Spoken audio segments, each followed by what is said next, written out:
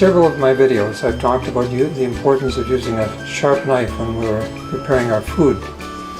Using a sharp knife means that we apply less pressure, we know where the knife is going to go, less danger to ourselves, and it makes for easier preparation of our food. Now, we've often seen chefs going down both sides of their sharpening steel. We may think that they're making actually a V, but they're not. What they do is they actually hone one side. If we can get this in close, I'm hoping that this will focus. We hone one side. Notice the honing here. The other side only gets deburred. We do not hone both sides, only one side. So actually what you're doing is, if I can show it to you this way, you're actually coming down this way with your knife. Notice the angle. I'll try to show you it from this side. So you come down this side with your knife. And you can do that 1, 2, 3 times, whatever. And then on the other side you come in flat. So you're actually coming down this way.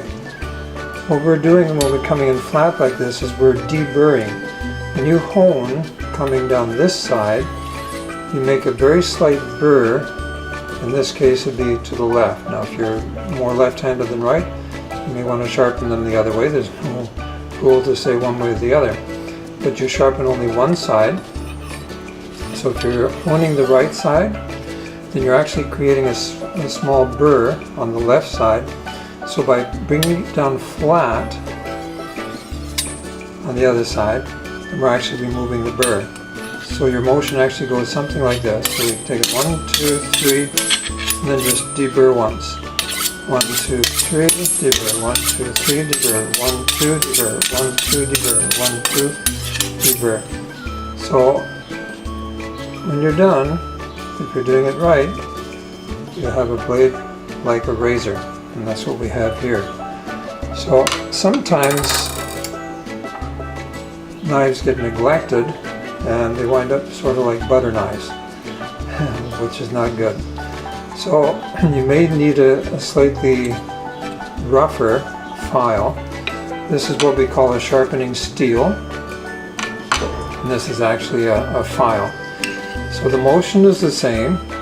You come down, you hone on this side, and then when you're deburring, again, deburr the other side flat. So hone this side, deburr, hone this side, deburr.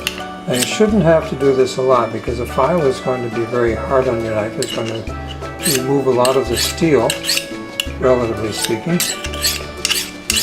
I'm just going to give this a little bit. This is one that got a little bit neglected. I don't use these small knives. My wife does, and she doesn't like sharpening. So once we're finished with the file, then we go back to the sharpening steel. It's sort of like a barber.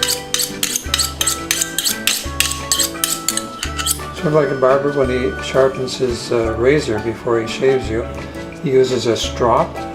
So the strop has two sides. It has a rough side and it has a leather side or a suede side. So this is like the rough side of the strop, and this is like the smoother leather side of the strop.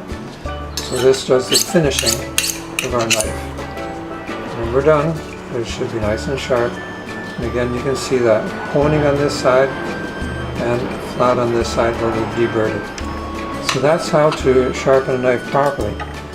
When you're done, this is what you'll be able to do with it. So what we have is half of a boogaloo tomato, or Italian tomato as some people call it. What we're going to do is very little pressure.